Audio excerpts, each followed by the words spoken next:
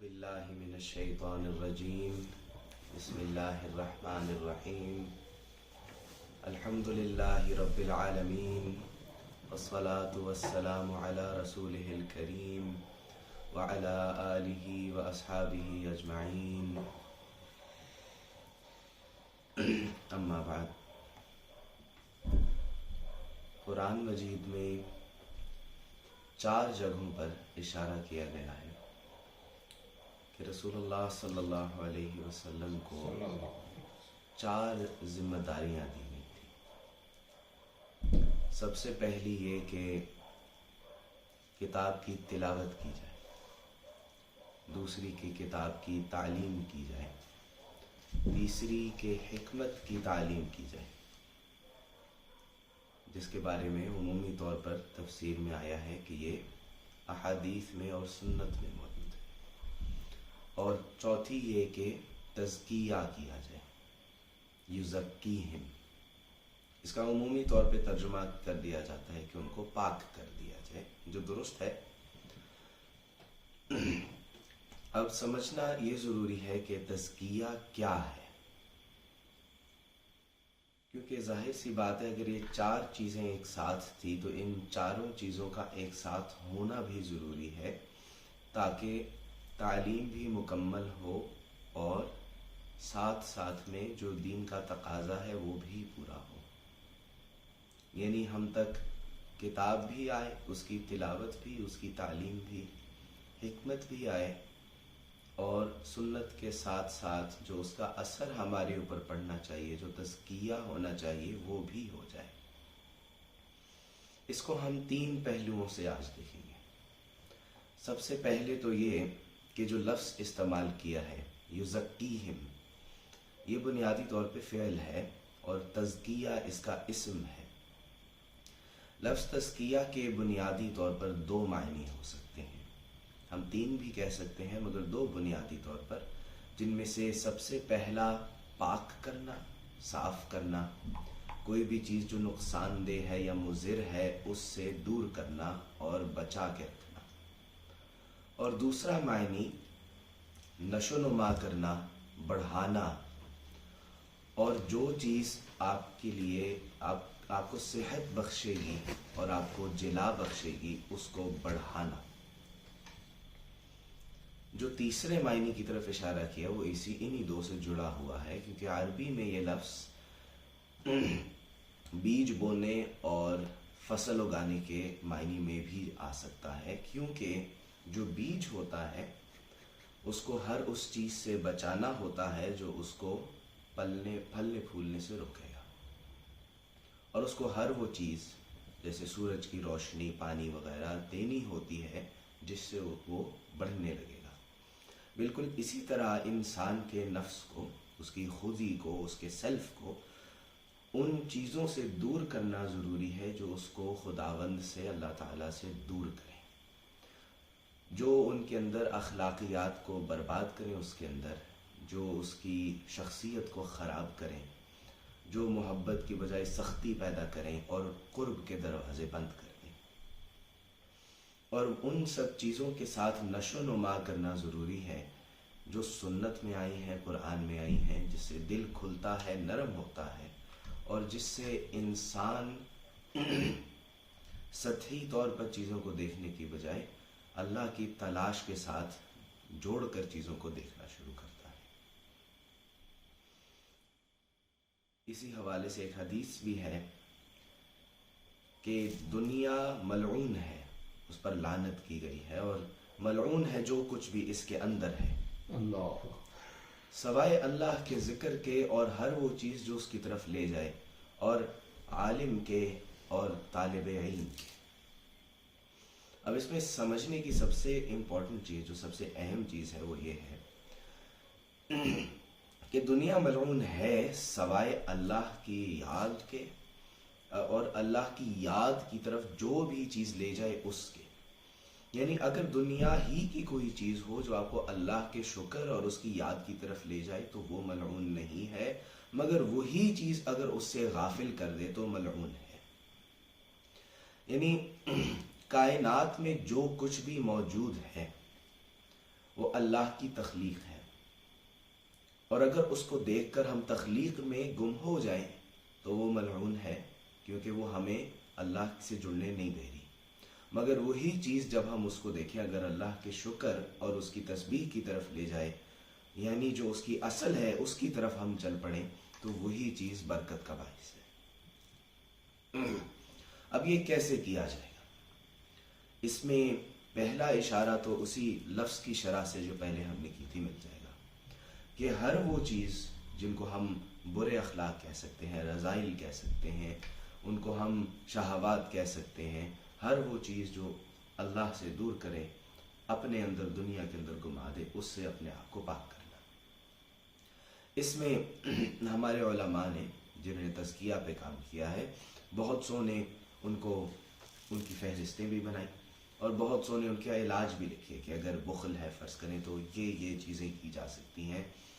چاہے سنت سے ملی ہوں، تجربے سے دیکھی ہوں، کہ اس طرح سے یہ چیز ختم ہو سکتی ہے۔ اس میں عقیدے کی خرابی بھی آ سکتی ہے، اور اس میں عمل کی خرابی بھی، اور خواہش کی خرابی بھی آ سکتی ہے۔ خواہش کی خرابی آ سکتی ہے، اسی لیے حدیث میں وہ بھی آیا ہے کہ تم میں سے مکمل طور پر مومن کوئی اس وقت تک نہیں ہو سکتا جب تک اس کی خواہشات اس کے تابع نہ ہو جائیں جو میں لائق ہوں۔ اس حدیث کو یہ ذہن میں رکھیں کہ ابن رجب حنبلی نے غالباً کہا ہے کہ یہ کمزور ہے، ضعیف ہے، مگر امام نووی نے صحیح کہا ہے، اور اگر صحیح نہ بھی ہو تو اس کے معنی کا جو ثبوت ہے وہ ہمیں قرآن سے بھی مل جاتا ہے، کہ کیا تم نے ان لوگوں کو نہیں دیکھا جنہوں نے اپنی خواہشات کو خدا بنا رکھا ہے۔ تو پہلا تو یہ ہوا کہ پریکٹیکلی یہ دیکھا جائے کہ کس طرح سے ان برائیوں سے لڑا جائے، ان کا علاج کیا جائے، اور کس طرح سے کیا اسٹریٹجیز اپنا کے ہم جو فضائل ہیں، جو وہ خوبیاں ہیں جو انسان کو اللہ کے قریب کرتی ہیں، ان کو اپنایا جائے۔ ان پر علماء نے کام کیا۔ دوسرا جو اس میں پہلو ہے، ایک تو یہ ہو گیا اخلاقی طور پہ، دوسرا اس میں جو پہلو ہے وہ ہمیں ایک حدیث سے ملتا ہے جو بخاری شریف میں ہے، کہ رسول اللہ صلی اللہ علیہ وسلم نے فرمایا کہ اللہ تعالیٰ نے کہا کہ میں جنگ کروں گا ہر اس شخص سے جو میرے ایک نیک دوست کے خلاف، ایک نیک ولی کے خلاف جنگ کرے یا دشمنی کرے، اور جو چیزیں میرے بندے کو مجھ سے قریب کرتی ہیں ان میں کوئی ایسی چیز نہیں ہے جو مجھے فرائض سے زیادہ پسند ہو۔ اللہ، یہ سب سے پہلا اشارہ ہے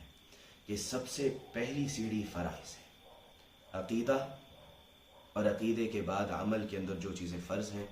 فرض کے اندر سب سے پہلے جو 5 سب سے بڑے فرض ہیں، یعنی گواہی دینا کہ اللہ ہے، اللہ یکتا ہے، احد ہے، اکیلا ہے، اس جیسا کوئی نہیں ہے، وہی ہمارا خدا ہے، اور یہ گواہی دینا کہ اللہ کے نبی صلی اللہ علیہ وسلم اس کے نبی ہیں، اس کے رسول ہیں، آخری نبی ہیں، اور آپ کی ہدایت جو ہم تک آئی ہے وہی اللہ تک پہنچنے کا راستہ ہے۔ نماز قائم کرنا، 5 وقت، کوشش کرنا کہ جتنا زیادہ اس میں خلوص پیدا ہو سکے پیدا کریں، روزہ رکھنا، زکوٰۃ دینا اگر استطاعت ہو، حج کرنا اگر استطاعت ہو، اور پھر اس کے بعد باقی معاشرت میں جو فرائض ہیں ان کا خیال کرنا، کہ یہ نہیں ہو سکتا کہ صرف نماز پڑھ لی تو کام ہو گیا، کیونکہ اللہ نے لوگوں کے بھی حقوق رکھے ہیں اور اپنے بھی حقوق رکھے ہیں۔ اس کے بعد حدیث میں آتا ہے کہ اور میرا بندہ نوافل کے ذریعے سے میرے اور قریب ہوتا جاتا ہے، یہاں تک کہ میں اس سے محبت کرنے لگتا ہوں۔ اللہ اکبر۔ اب پہلی چیز کہ کوئی بھی چیز جو مجھے میرے بندے کو میرے قریب کرتی ہے، فرائض سے زیادہ مجھے ان میں سے کوئی پسند نہیں، تو سب سے پہلی ضروری جو چیز ہے وہ تو فرائض ہو گئے، اور پھر نوافل کے ذریعے سے اور قریب ہوتا جاتا ہے۔ اس میں بھی یہ ضروری ہے کہ اپنی استطاعت کے مطابق آہستہ آہستہ عادت بڑھاتے رہیں، کیونکہ حدیث میں یہ بھی آیا ہے ایک جگہ کہ اللہ کو وہ عمل پسند ہے جو لگاتار ہو چاہے تھوڑا ہو. یعنی پہلے دن ہی بہت زیادہ اگر اٹھا لیں گے تو امکان ہے چھوڑ دیں گے. تو اسی لیے نوافل آہستہ آہستہ بڑھائے جائیں، مگر جو چیز اپنا لیں اسے چھوڑنا نہیں ہے. کیونکہ جس طرح تہجد سے متعلق ایک حدیث ہے کہ فلانے کی طرح نہ ہو جانا، مفہوم ہے، ایگزیکٹ ورڈز اس وقت ذہن میں نہیں ہے، کہ فلانے کی طرح نہ ہو جانا کہ اس نے شروع کی تھی رات کی نماز اور چھوڑ دی. یعنی شروع کرنی ہے تو پھر نیت کرنی ہے رکھنی. اب جب اللہ کے قریب آتے جاتے ہیں نوافل میں، اب اس میں ضروری نہیں ہے صرف نفل نماز ہی ہو. نوافل میں بھی یہ ذہن میں رکھیے کہ وہ سارے نوافل جو اللہ کے نبی صلی اللہ علیہ وسلم نے پسند فرمائے وہ سب سے بہترین ہے. تہجد ہو گئی، جو نمازیں اللہ کے نبی نے ریکمینڈ کی ہیں نوافل میں وہ ہو گئی. جو روزے اللہ کے نبی نے پسند فرمائے ہیں وہ ہو گئے. پیر کا روزہ، جمعرات کا روزہ، ہر مہینے کے اندر جو 3 تاریخیں دی گئی ہیں وہ، اور جو سب سے زیادہ جو اللہ کے نبی نے الاؤ کیا ہے ایک دن چھوڑ کے ایک دن لگاتار روزے رکھنا منع فرمایا. اس کے علاوہ خدمت خلق میں نوافل ہیں. ضروری نہیں ہے کہ صرف عبادات ہی میں نوافل ہوں، کیونکہ حقوق جو عوام کے ہیں وہ بھی اتنے ہی اہم اللہ نے قرار دیے ہیں جتنے اس کے ہیں. یہ نہیں ہو سکتا کہ صرف ایک طرف سے دین لے لیا جائے ایک طرف سے چھوڑ دیا جائے. تو نوافل کے ذریعے سے اللہ کہتا ہے میرا بندہ میرے قریب تر آتا جاتا ہے یہاں تک کہ میں اس سے محبت کرنے لگتا ہوں. اور جب میں اس سے محبت کرنے لگتا ہوں میں اس کے کان ہو جاتا ہوں جس سے وہ سنتا ہے. میں اس کی آنکھ ہو جاتا ہوں جس سے وہ دیکھتا ہے. میں اس کے ہاتھ ہو جاتا ہوں جس سے وہ پکڑتا ہے. اور میں اس کے پاؤں ہو جاتا ہوں جس سے وہ چلتا ہے. اب ظاہر ہے اس کے لفظی معنی یہاں نہیں لیے جائیں گے، متشابہات میں سے ہے. اس کے ایگزیکٹ کیا معنی ہے یہ ہم اللہ پہ چھوڑتے ہیں. البتہ علماء نے اتنا ضرور کہا ہے کہ اس میں اس طرف ضرور اشارہ ہے کہ پھر وہ کیا دیکھتا ہے، کیا سنتا ہے، کیا سوچتا ہے، کیا کرتا ہے، کہاں جاتا ہے، وہ یہ ضرور سوچتا ہے کہ کیا یہ چیز میرے اللہ کو پسند آئے گی کہ نہیں. کیونکہ یہ نہیں ہو سکتا کہ ایک بندہ اتنی محنت کر کے کرے کہ اللہ کو محبوب ہو اور اس کے دل میں اللہ کے لیے محبت نہ ہو. اور اللہ کی محبت جیسا کہ آگے نوافل کے ذریعے سے اور رسول اللہ صلی اللہ علیہ وسلم ہی کی اتباع سے ہے. اور قرآن ہی میں بھی آیا ہے کہ قل ان کنتم تحبون اللہ فاتبعونی یحببکم اللہ. اگر تم اللہ سے محبت کرتے ہو تو کہہ دیجئے اللہ کے نبی میری اتباع کرو، اللہ تم سے محبت کرے گا. اس کے آگے اس حدیث میں پھر آتا ہے کہ جو وہ مجھ سے مانگے گا میں دوں گا اس کو. جب اس مقام تک انسان آ جائے، ظاہر ہے اگر اللہ نے کوئی امتحان دینا اور بات ہے، ورنہ جو وہ مانگے گا میں اس کو دوں گا. اور مجھ سے جس چیز سے پناہ مانگے گا میں پناہ دوں گا. اور میں کسی چیز سے اتنا نہیں رکتا جتنا اپنے ایمان والے بندے کی روح لینے سے، کیونکہ اس کو موت ناپسند ہے. اور ناپسند اس سینس میں نہیں کہ ڈرتا ہے، یہ ایکسپلینیشن میں ذہن میں رکھیں کہ ہم یہ بھی جانتے ہیں کہ کچھ مقامات ایسے بھی کیفیات گزرتی ہیں کہ موت کا تھوڑا سا خوف ہٹنے لگتا ہے، مگر اس لیے بھی کہ جتنا وقت ہوگا اتنی اللہ کو اور خوش کریں گے. اور میں اس کو، اللہ کہتا ہے کہ وہ موت ناپسند کرتا ہے اور میں اس کو نا امید کرنا پسند نہیں کرتا. مگر ظاہر ہے کہ پھر اللہ کی تقدیر بھی ہے، تو ساری تمام احادیث کو ایک ساتھ رکھ کے سمجھنا ہوتا ہے. یہ نہیں کر سکتے کہ ایک ہی حدیث علیحدہ کر کے سمجھ لیں. مگر اس میں سے ہمیں ایک اور پہلو مل گیا کہ سب سے پہلے فرائض، اور فرائض کے بعد نوافل، اور وہ سارے اللہ کے نبی صلی اللہ علیہ وسلم کی اتباع ہے. تیسرا پہلو جو اس میں ہے وہ ایک اور حدیث سے ہے جو بخاری میں بھی ہے اور مسلم میں بھی ہے. اس کے اندر 2 باتیں آئی ہیں. پہلی بات تو یہ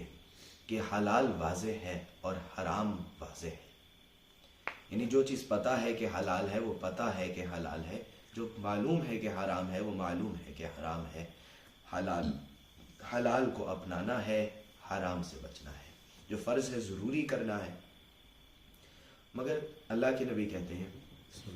صلی اللہ علیہ وسلم کہ حلال واضح ہے اور حرام واضح ہے، اور دونوں کے درمیان ایسی باتیں ہیں جو مشتبہ ہیں، جو کچھ کنفیوزنگ ہے، ان کلیئر ہے. ہو سکتا ہے کہ کچھ ہوں جو مکمل طور پر واضح نہ ہوں، اور کچھ ایسی بھی جو آپ کو واضح نہ ہوں، جن کے بارے میں اکثر لوگ نہیں جانتے. بس جس شخص نے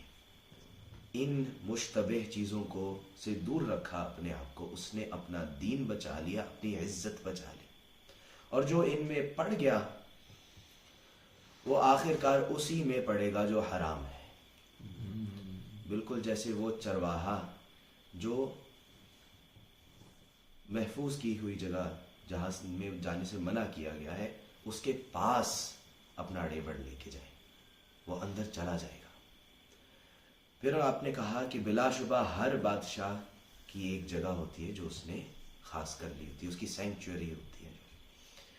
اور اللہ کی جو یہ خاص کردہ جو باؤنڈری ہے، یہ جو جگہ ہے جس کو اس نے پار کرنا حرام کیا ہے، وہ اس کی حرام کردہ اور منع کردہ چیزیں ہیں. تو پہلا اصول یہاں سے کیا ہے کہ جو واضح ہے اس میں رہیں، اور جہاں مشکوک ہو احتیاط کو اپنائیں، اور اس کے اوپر خود سے فیصلہ کرنے کی بجائے ایک تو اہل علم سے مشورہ کریں، اور نمبر 2 جہاں پر کوئی بات واضح نہ ہو دور رہیں. اس کے بعد آپ کہتے ہیں بے شک جسم کے اندر انسان کے ایک گوشت کا لوتھڑا ہے، جب وہ سلامت ہے، ثابت ہے، صاف ہے تو پورا جسم ٹھیک ہے، اور جب وہ خراب ہے تو پورا جسم خراب ہے، اور بلا شبہ یہ دل ہے. اب یہاں پر یہ بات بھی واضح ہے کہ دل بھی ہے اور روحانی دل کی طرف بھی اشارہ ہے.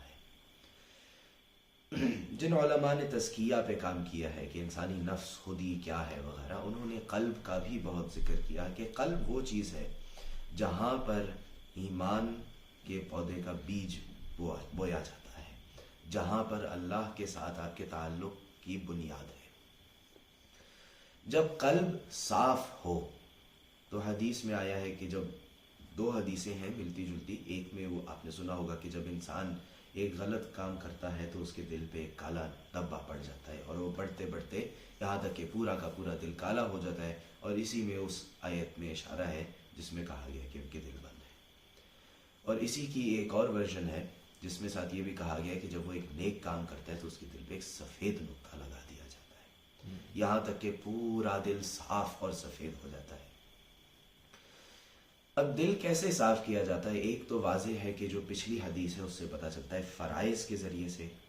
مشتبہ چیزوں سے دور رہنے سے، نوافل جتنے بڑھا سکیں بڑھانے سے، اور جو آیت کے اندر جو لفظ استعمال ہوا تھا یزکیہم، اس میں اشارہ مل گیا کہ جو چیزیں اللہ سے دور کرتی ہیں ان کا علاج ڈھونڈنے سے، اور جو اس کے قریب کرتے ہیں ان میں اپنے آپ کو بڑھانے سے، جتنا بڑھا سکتے ہیں. آخری چیز اس میں ہے کہ اللہ کی یاد سے، اللہ کے ذکر سے، کیونکہ اللہ کا ذکر آپ کے دل میں اللہ کی موجودگی کا احساس پیدا کرتا ہے. ایک حدیث بھی ہے جسے کچھ نے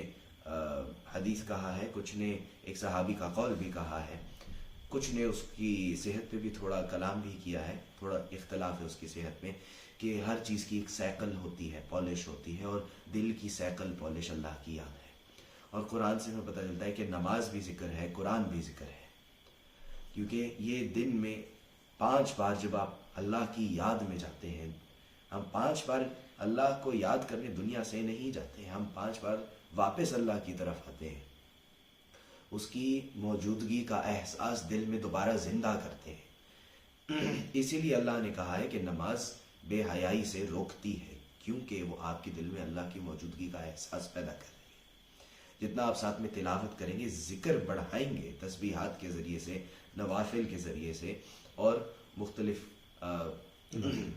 علم سے اور قرآن سے، تلاوت سے، تو اور تزکیے کی کوشش سے، صحبت صالح سے، اتنا ہی اللہ کی موجودگی کا احساس اندر بڑھے گا، دل پہ سفید نقطہ لگے گا اور کالا نقطہ مٹے گا. یہاں تک کہ وہ جو حدیث میں آیا ہے، اللہ کرے انشاءاللہ وہ مقام ملے سب کو کہ میں ان کا ہاتھ بن جاتا ہوں جس سے وہ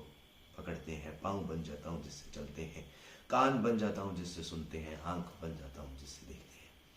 تو یہ تزکیہ کا راستہ ہے، اور تزکیہ کے بغیر دین کامل نہیں ہو سکتا، اس کی کوشش ضروری ہے۔ مکمل طور پر کامل تو کوئی انسان نہیں سوائے اللہ کے نبی صلی اللہ علیہ وسلم کے، مگر کوشش ضروری ہے، اور کوشش جاری رہے اور ہو تو اللہ کی رحمت بھی آتی ہے۔ تو اللہ تعالیٰ سے دعا ہے کہ ہمیں توفیق بخشے کہ ہم اس کے راستے کے اوپر صحیح طرح سے چلنے کی کوشش کریں اور اپنا تزکیہ کرنے کی ہمیں توفیق ملے۔ وصلی اللہ تعالی علی خیر خلقہ سیدنا و مولانا محمد وآلہ واصحابہ اجمعین ومن تبعہم بإحسان وہدی الی یوم الدین برحمتک یا ارحم الراحمین۔ جزاک